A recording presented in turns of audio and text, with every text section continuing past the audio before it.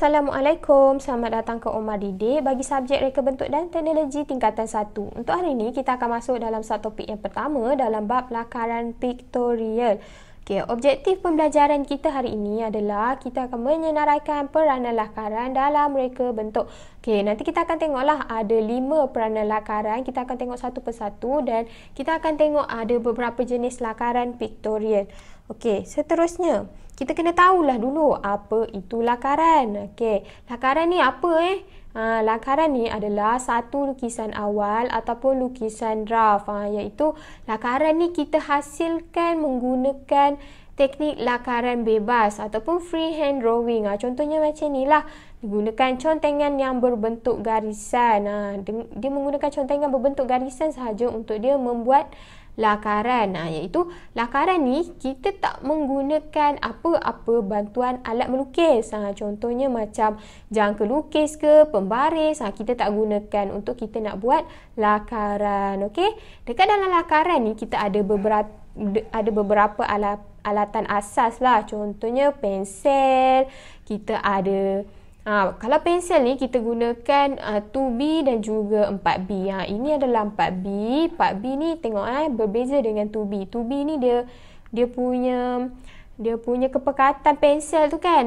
Dia macam dia yang ini dia macam pelan sikit.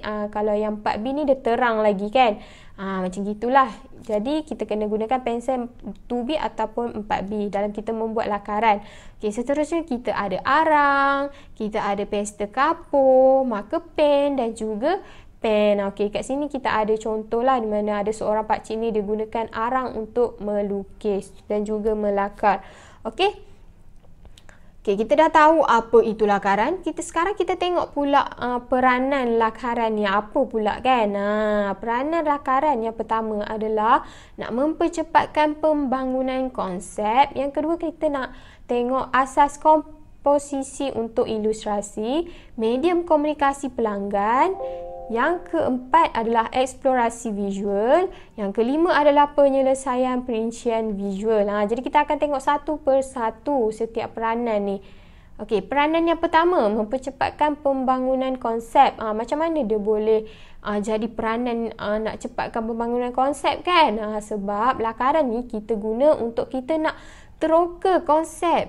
Kita nak meneroka konsep bagi menunjukkan gambaran pereka. Contoh pereka ni kita lah. Contohnya pereka tu kita. So kalau kita buat lakaran, lakaran ni dia akan menjimatkan masa. Contohnya kita buat lakaran dekat atas kertas, kemudian lakaran tersebut akan dipindahkan ke dalam komputer. Macam gitulah. So jadi jimatkan masa dekat situ. Contoh macam mana boleh mempercepatkan pembangunan konsep ni kan. Contoh kita ada masalah nak bawa beg sekolah yang berat kan. Jadi kita cipta satu konsep. Contoh konsep A kan. Konsep A ni kita ada ruang yang lebih luas untuk kita nak letakkan buku-buku. Lepas tu kita ada roda yang besar, senang kita nak tarik dia. Lepas tu kita ada pemegang yang besar, senang kita nak pegang kan. Itu adalah konsep A.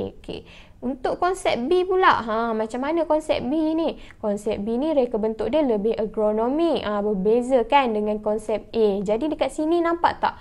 Dia mempercepatkan pembangunan proses, iaitu daripada konsep A ni kita tambah baik kan. Kita buatkan reka bentuknya lebih ergonomik, ada roda yang lagi kecil. Lepas tu kita boleh buat pemegang dia boleh berputar. Seterusnya konsep C pula. Konsep C ni kita tambah lagi penambahbaikan dia. Kita tambahkan ruang penyimpanan pada bahagian depan. Nampak tak? Dekat sini kita boleh daripada satu lukisan ke satu lukisan kita boleh mempercepatkan pembangunan konsep. Seterusnya kita tengok pula asas komposisi untuk ilustrasi. Macam mana ni kan? lakaran ni untuk kita nak tunjukkan komposisi komponen dalam ilustrasi awal sesuatu reka bentuk. Itu adalah dari segi asas komposisi untuk ilustrasi. Kita nak tunjukkan komposisi komponen. Contohnya macam inilah. Kita ada dari segi 3 pandangan. Pandangan depannya macam mana, pandangan belakangnya macam mana dan juga pandangan sisinya macam mana. Jadi daripada pandangan-pandangan ni kita boleh nampak lah, kita dapat tunjuk komposisi komponen ilustrasi awal. Ilustrasi awal ni umpama macam gambaran lah, gambaran sesuatu reka bentuk. Contoh kita nak tengok kereta tapi kita tak tahu macam mana rupa depan dia macam mana. Jadi dengan lakaran ni kita boleh nampak komposisi komponen tersebut. Contoh macam ni, kalau daripada pandangan depan kita tahulah ada nampak lampu sisi, ada lampu depan ni, ada cermin sisi, ada lampu halangan dan sebagainya. Begitu juga dengan pandangan yang lain. Okey, kita ada lagi satu pandangan ni, iaitu pandangan perspektif, di mana pandangan perspektif ni kita pandang pada satu sudut saja. Contoh kita berdiri dekat sini kan. Contoh kita berdiri dekat sini. Okey, contoh kita berdiri dekat sini. Jadi kita nampak keliling ni. So dekat belah belakangnya kita tak nampak kan. Dekat belah belakang dia kita tak nampak. Jadi inilah pandangan-pandangan yang akan memberikan ilustrasi awal kepada sesuatu reka bentuk. Okey, seterusnya adalah medium komunikasi pelanggan. Medium komunikasi pelanggan ni dengan lakaran je boleh ada komunikasi antara pelanggan. Macam mana kan? Contohnya macam inilah. Kita buat lakaran, lepas tu lakaran ni akan dihantar kepada pelanggan. Pelanggan, iaitu pelanggan di mana pelanggan dekat sini dia akan pertimbangkan sama ada dia akan setuju dengan kita punya lakaran ataupun tidak. Jadi dekat sini adalah komunikasi antara pereka dan juga pelanggan. Okey, lepas je kalau pelanggan dah setuju, barulah pelanggan ni akan lepas je pelanggan dah setuju, barulah pereka akan buat lakaran akhir. Okey, kalau pelanggan tak setuju, lakaran akan dihantar semula. Jadi pereka ni akan reka semulalah ikut apa yang pelanggan nak. Okey, kita masuk peranan seterusnya adalah eksplorasi visual. Eksplorasi visual ni lakaran yang kita gunakan sebagai catatan aktiviti dan juga eksplorasi pereka. Contohnya macam ni lah. Pereka tu dia buat catatan, iaitu lampu depan ni dia nak buat macam ni bentuk. Macam ni bentuk, ada banyak pilihan. Contohnya pereka dia akan tunjukkan lah dari segi pilihan visual rekaannya. Dia ada macam ni lampu depan. Kalau untuk cermin sisi dia ada macam gini bentuknya. Kalau ring pula macam mana bentuknya, macam gitu. Jadi dekat sini akan pereka dekat sini akan menunjukkan pilihan visualnya. Jadi dekat situ adalah eksplorasi visual. Okey, seterusnya adalah penyelesaian perincian visual. Macam mana ni? Kalau perincian bermaksud dekat sini, kita kena label. Label apa tu? Contohnya kita labelkanlah, kita terangkan mengenai elemen apa yang kita guna, prinsip apa, bahan apa yang kita guna untuk kita nak membina sesuatu reka bentuk tu. Sebab apa? Sebab apa kita kena buat perincian visual ni? Sebab nak memudahkan pereka lah. Pereka tu contohnya kita nak memudahkan diri kita sendiri untuk kita nak kita nak proses pembangunan reka bentuk. Contohnya macam kita nak buat kereta kan. Jadi kita tahulah benda apa yang kita nak guna sewaktu kita nak buat reka bentuk kereta tersebut. Contoh macam ni, kita ada dua jenis lakaran lah. Kita ada lakaran bebas dan juga lakaran digital. Kalau lakaran bebas ni, kita gunakan pensel. Kita gunakan pensel untuk kita nak lakar. Sama ada pensel ke pen. Untuk kita nak buat lakaran. Untuk penyelesaian perincian visual ni, di mana kita labelkan lah. Contoh dekat sini kita gunakan elemen bentuk. Lepas tu kita ada cermin. Kita ada prinsip pengulangan pada tayar. Kemudian kita ada lampu. Dan juga bahan apa yang digunakan. Iaitu persembahan alloy. Okey. Dekat lakaran ni kita ada dua kan. Lakaran bebas dengan lakaran digital. Lakaran digital ni selalunya kita buat dekat dalam gadget lah selalunya. Di mana kalau kita buat lakaran digital ni akan nampak lagi smooth lah. Akan nampak lagi kemas kalau kita buat dekat dalam lakaran digital.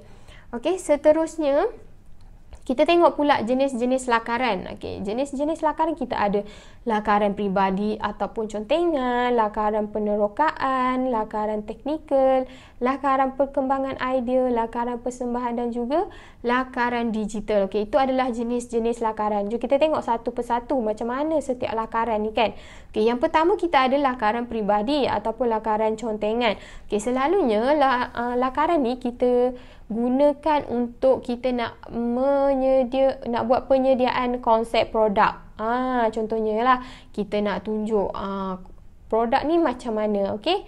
So selalunya lakaran ni dia tak kemas, tak tersusun dan juga kita lukiskan lakaran ni dekat dalam buku lakaran. Okey.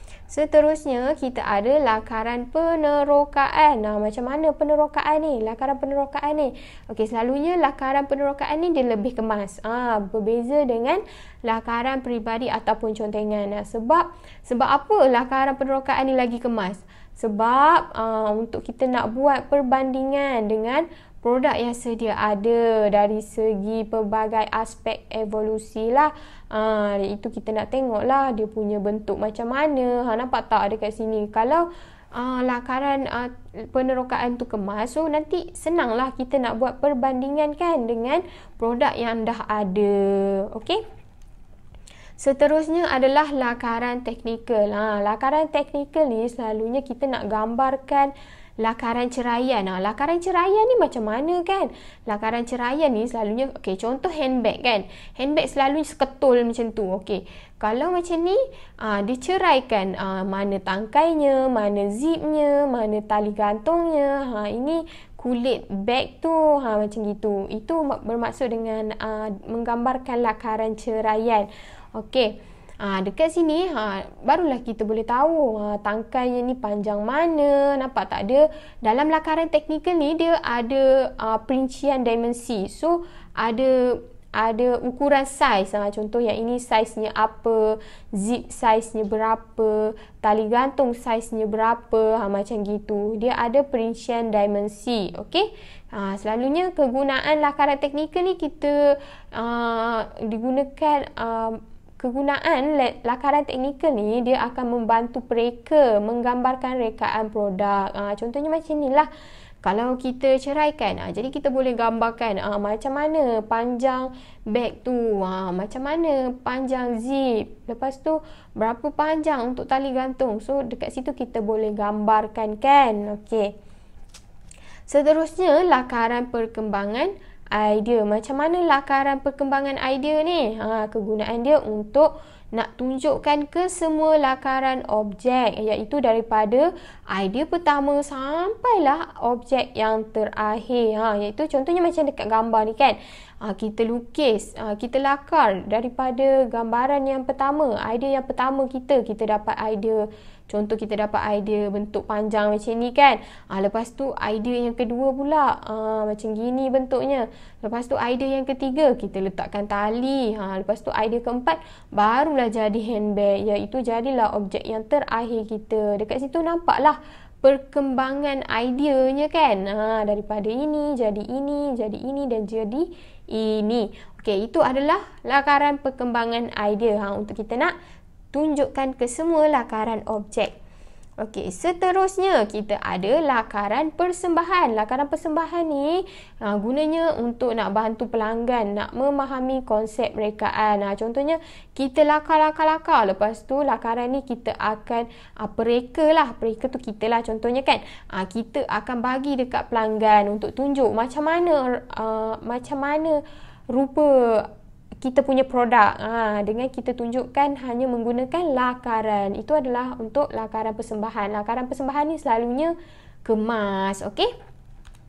Seterusnya adalah lakaran digital. Lakaran digital ni kita gunakan alatan ataupun gadget lah, macam tablet ke handphone. Selalunya kita guna macam gitulah untuk kita nak buat lakaran digital ni. Dan juga kita gunakan aplikasi terkini lah. Contohnya sekarang ni ada macam-macam apps dah untuk kita nak melukis. Contoh kita ada Autodesk Sketchbook, ada Medibank Paint, lepas tu ada Ibis Paint, macam-macam lagi lah. Okay? Kalau awak nak, awak boleh teroka sendiri. Okay? Dalam lakaran digital ni, kita boleh hasilkan persembahan yang lagi menarik. Sebab apa? Sebab dalam lakaran digital ni, kita ada banyak pilihan pensilnya, ada banyak pilihan warnanya. Lepas tu masa kita nak conteng tu, masa kita nak melakar tu tak ada comot-comot. Contoh kalau kita gunakan pensel, mestilah ada comot-comot kan. Kalau macam kita gunakan lakaran digital ni akan nampak lebih menarik lah. Comot pun tak, macam gitu. Itu adalah jenis-jenis lakaran. Jadi itu sahaja pembelajaran kita untuk hari ni. Terima kasih.